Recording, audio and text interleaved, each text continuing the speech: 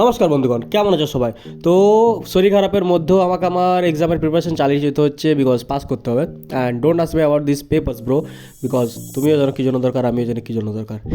যাই হোক, আজকে ফাইনালি এক সপ্তাহ পর টানা পরীক্ষা দেওয়ার পর আমার এক্সাম শেষ হচ্ছে। অ্যান্ড আমাদের কলেজে কত সাজানো গোছানো হয়েছে for 12 January.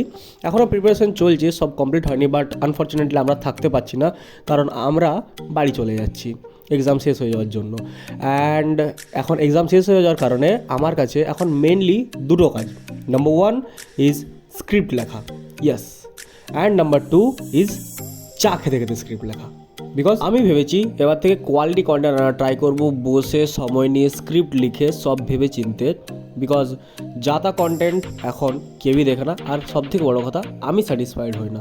So let's try to B consistent with quality content. So, see you soon. Bye bye.